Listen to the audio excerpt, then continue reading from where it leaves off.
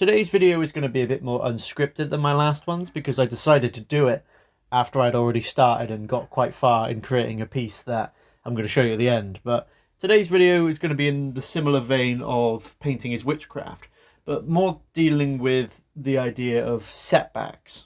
So how to deal with setbacks, what you should take from them, and how to respond to them.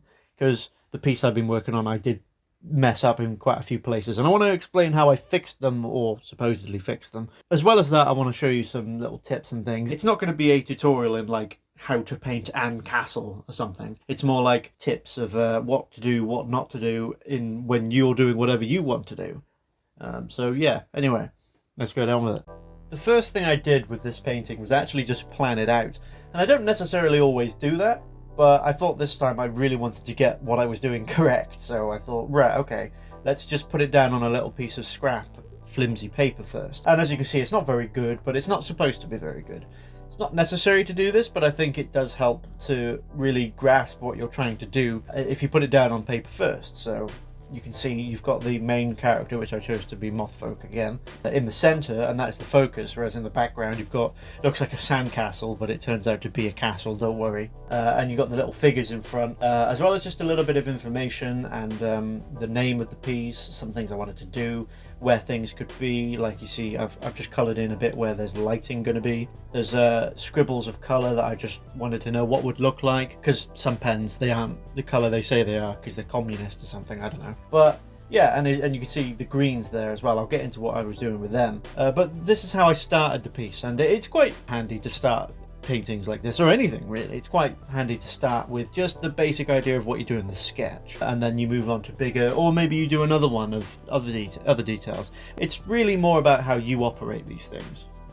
So as you can see, this is like the first attempt. It all stays on the same paper. I don't end up fucking it up and trying again. But this is the first draft where everything's not coloured, and not everything is even on it really. So you've got the figure in the sort of left bottom corner, separated from the castle by the two, I guess, they're not Templars, but I guess we'll use knights as the term. It might not be incorrect, but knights, separated by the castle by the two knights. It's kind of simple.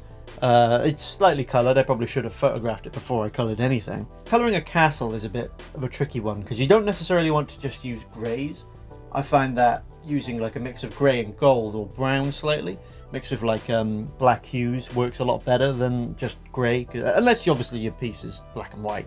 But I find using golds and browns a lot nicer, especially when you're trying to do certain castles. But I'll explain how that ended up in the end when I show you the last one. Okay, so we've progressed from that one, added another figure and started to add colour. But actually there's a big mistake I made here, which was I didn't really think about what colours I was going for and what theme and mood I was going for when I painted this. So it turned out that I actually wanted to do something really grim, really rainy, really moody. Perhaps not like black and white, but nearly, in a way. Which is an issue because I'd painted a really sunny, bright, orangey sunset already on. Painting it first wasn't the problem, I can deal with that. The problem was that it was the wrong kind of colour. I didn't want orange. And as I painted the clouds on, which you'll see later, it didn't work at all. The clouds are all dingy and grey. Then you've got these weird orange sparks in the middle of them, and that weird big orange sunset that looks like you're at a beach. Whereas no, that's not what this is supposed to be. It's like I guess it is a beach in a way, or a sort of grassy cliff edge with a castle on it, but the colours of the sun and the sky didn't work for what I wanted, so I was like, well, fuck, that's not good, is it? So I had to fix that. But again, I mentioned in the last video, you should probably watch Painting is Witchcraft before you watch this one, but it turns out, yeah, you can just paint over these things, and as long as you do it clearly enough and with enough layers, it turns out okay. But I decided to add another dude, which turned out alright. I started colouring the actual moth. Now you can tell which one of the ones I've drawn it is. Yeah, so so far half so good, but you know, we end up fixing these things. So to clarify that this isn't a new piece, I actually just painted over the mistake I'd made, the orange. Now, I know I can imagine a lot of people getting panicky about that and thinking, oh shit, I've just ruined this. I've got to start again, and I don't want to start again. Yeah, I can understand that feeling, and it isn't necessarily bad to just stop ideas. At the end of the day, some things are willed to happen and some things aren't willed to happen. It's just the way it is. But I wouldn't necessarily quickly give up without at least trying to fix what you've done. So I've just painted quite thickly over the orange mistake I'd made. And now it's just sort of grey, smeary clouds in the way I described in Painting is Witchcraft. Okay, and I want to focus on the grass and the sky, actually. Because now I can actually show you that this is the color scheme I was going for. You notice the grass isn't like bright green or nice emerald green. It's a kind of dingy, lighting, awkward green. It's like it's dull. It's not even dark green, really. It's just a dull green mixed in with a couple of hues. Now that's important to remember when you plan out to do a piece like I didn't do here because I'm a fucking idiot. It's important to remember the kind of color scheme you're going for and the kind of mood your painting wants to give off. If this was like, you know, really bright blue sky, really bright green grass, that wouldn't be a problem, but it might take away from the mood I'm trying to get, which is kind of suspense, moody, in lack of a better word, dank, I guess. And it's important that you convey that with colors if you want to get the mood of your piece correct. Now that's not a problem in digital art, because obviously you can, you know, tweak around with colors to your heart's content, but obviously when you're painting you can only correct things so much. But that's that as this is at the moment. But let me take your attention to the grass. Grass is quite an interesting one, because last time in why do I keep forgetting the fucking name of it? I'll put it on screen. Last time during that I demonstrated how to paint clouds properly, and that was by not using the paintbrush properly at all, really. But in this case, grass is a more interesting one because it demands a little bit from perspectives and colouring. I tried to use as many greens here as possible because it gives more interesting hues, and obviously I use more black than white, but when it comes to trying to make the gloomy kind of atmosphere, you don't necessarily just want dark green because that might still be quite vibrant. Instead, you might want to use blacks and whites. That might sound weird, why would you want to add white to make something more gloomy? You don't want to overpower the green with the black and white, but it kind of makes it dull, makes it hued, and it adds kind of streaks to what you're doing, which is good for blades of grass. But also something to remember, as I can demonstrate now. I just showed you this picture, but here it is. Sorry, my hand's really shaky. But yeah, here it is. When I've just done this now, it's still wet, but this one here is done back to front. So I did the actual back blades of grass before I did the front one. So I sort of went like. So I went do, and then did these ones, and then these ones. That's what I did here. Whereas for this one, I actually did it front to back, where I started with the front ones, so like and then did the back ones. And what you want to do here is this one, because this one ends up looking a little bit like you've just done it upside down. It's a little bit rubbish because I just did it now, but you can kind of see that there's kind of blades of grass overlapping one another, and they kind of get thinner towards the back because obviously, you know, the back ones are smaller because of perspective, whereas in this one kind of looks like it's upside down. So if I flip the video, which spooky effects, I probably can do that, kind of looks like it's going, now it looks correct, whereas if it's back to normal it looks just weirdly inverted. So just something to remember when you're painting grass there, that you know, it's an interesting one where you just start from back to front if the you know, if it's required. Oh, that's going to be unfair.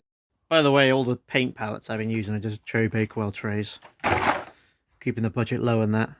You can actually see I made the error of going front to back in a segment of this painting, which is just down in this corner. It's still wet in this photo that I took, but I did make that mistake, and that's when I realised I should probably do it the other way around. So obviously I went back. Again, another mistake, another flaw that happened, but you don't give up, you just keep going and you keep persevering. And I fixed it with just adding the next sort of couple of layers to make it back to front instead. Also, something else is the back blades of grass, the back patches, they will be thinner than the front ones. The front ones are going to be more prominent and more tufty. You can see more of them.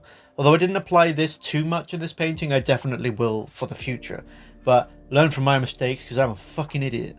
Something else I forgot to mention is that when you're doing these grass blades, obviously as you can see, the ones I showed you, some of the layers are different colours. Yeah, don't mix your paint too much because you want as much vibrance and difference. Not vibrance, that's the wrong word. Don't mix your paints too much because the differences can kind of make the grass stand out from the last layer you did.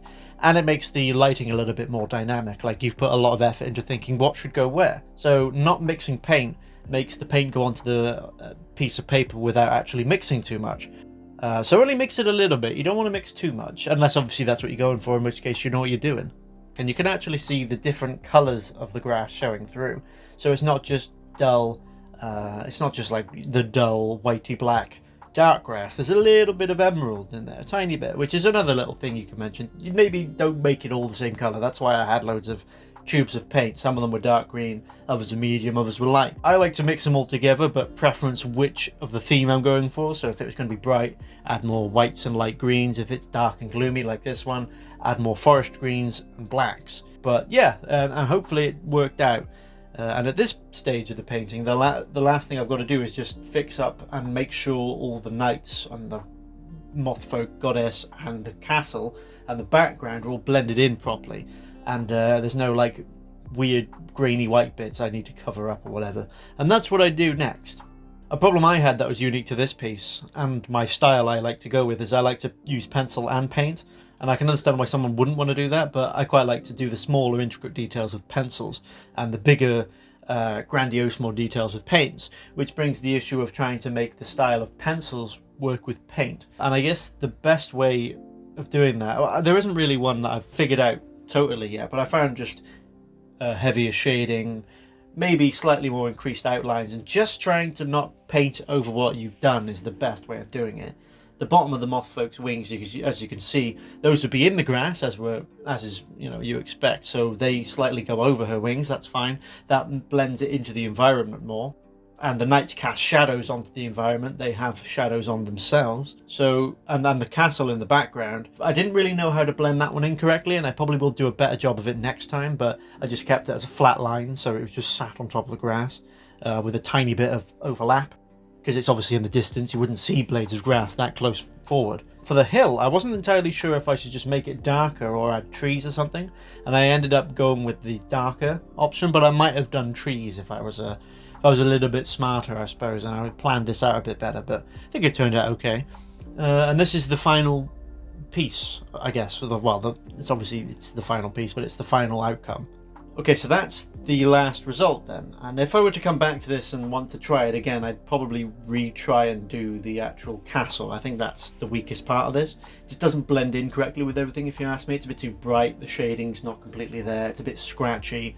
So if I were to, and maybe the knights too, I could add to that, but if I was to do this again, I'd focus on those aspects a bit more, if I was to do something a bit similar to this. But anyway, that's the drawing, and I think that's the video as well. It's probably going to be a bit more short than my normal videos, and again, I don't really want to teach you to draw things and paint things. I'm just trying to give you hints and trying to help people out who may be at my level or below or above. Don't be dissuaded by faults and errors, and don't let them get on top of you with these things, because painting ain't easy. I fucking struggled. You should see the ones I did before paintings like this, and this one isn't perfect. Also, if I've got any of this wrong, just let me know. I'm not perfect, so I would appreciate anyone's advice, or maybe something I said was a bit wrong, maybe something I said was a bit misleading. Maybe you've got your own input on this. So if you know what you're doing and you want to give me some advice and give everyone else some advice, just comment it. And everyone else can read that, and hopefully all is well with the world and all that sort of stuff, innit? I think that's it, and I don't really know how to end this video.